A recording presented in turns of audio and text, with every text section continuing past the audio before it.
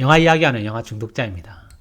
이번에 할 영화 이야기는 2018년도 작품 창간호입니다. 이 영화는 그 5편의 단편을 모아놓은 옴니버스식 영화입니다.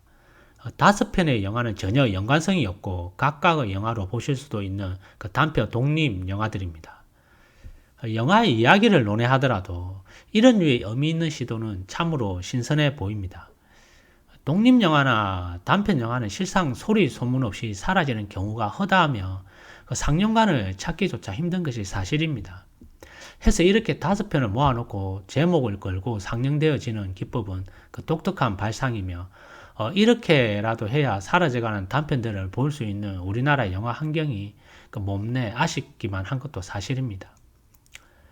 개인적으로 단편이나 독립영화도 많이 보는 사람으로서 참으로 반가운 일이기도 합니다. 각각의 제목과 감독은 첫 편과 마지막 편을 연출한 배성환 감독의 대리 드라이브와 삼선 의원을 보실 수 있고, 두 번째 작품 하수빈 감독이 연출한 이혼합시다를 보실 수 있습니다. 세 번째 작품으로는 야가성의 법칙을 만든 정인희 감독을 만나실 수 있고, 마지막으로 네 번째 작품을 연출한 지일주 감독의 미안해를 보실 수 있습니다. 줄거리는 잠깐만 소개하면 대리운전을 시킨 운전기사가 알고 보니 학교 선배라는 사실을 알게 되고 그로 인해 일어나는 해프닝을 이야기하고 있고요. 이혼합시다는 어느 날 문득 아내로부터 이혼하자는 이야기를 듣게 되는데, 그 이유가 그 바다 깊은 곳에 사는 심해어를 자기는 좋아하는데 그걸 알아주는 남자를 만났으니 이혼하자는 조금은 엉뚱한 소재의 영화이고요. 야가성의 법칙은 두 남자 사이에서 사랑을 찾아보지만 결국 찾지 못한다는 한 직장 여성의 이야기입니다. 그리고 미안해는 형과 남동생의 이야기인데, 그 철없는 동생인 줄 알았던 남동생이 자신의 오해였음을 알고 동생에게 미안한 마음을 가지는 영화입니다. 그리고 마지막으로 삼선 의원은 사선을 눈앞에 둔 국회의원이 자신의 첫사랑 타령을 하면서 일어나는 해프닝입니다.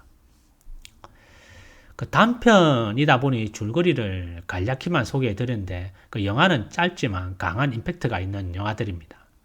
특히나 각각의 영화들에 쓰인 음악이 무엇보다 인상적이었는데, 한 방에 귀에 쏙 꽂히는 음악들이라 이 영화를 보시는 분이시라면 참고해 보셔도 좋을 듯 합니다.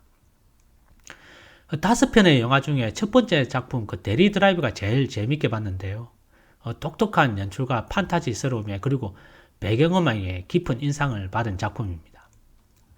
잊을 수 없는 사랑을 다시 찾아 애원하는 남자와 건성으로 사귀려고 하는 남자 사이에서 혼란스러워하는 야가성의 법칙도 나름 괜찮았습니다. 심해어를 보기 위해 이혼을 하자고 덤벼드는 아내의 황당함에 어쩔 줄 몰라 하는 남편의 이야기도 나름 단편다운 소재다 생각한 영화였습니다. 20분이라는 짧은 시간에 감독의 생각과 전하려고자 하는 메시지를 다 담아야 하는 단편 영화들은 그 속성상 보여지는 화면이나 이야기 구조가 단조롭거나 임팩트가 강한 연출이 대부분입니다. 해서 그런 의도로 단편이나 독립 영화를 보는데 그런 재미가 충분히 있는 단편들도 너무나 많이 존재합니다.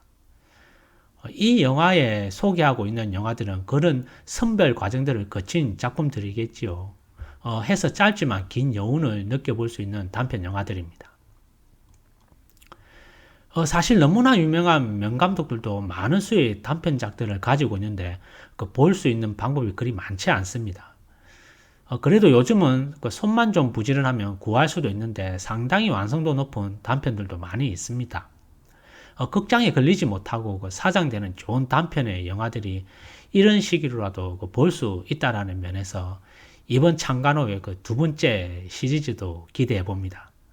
이상 창간호였습니다.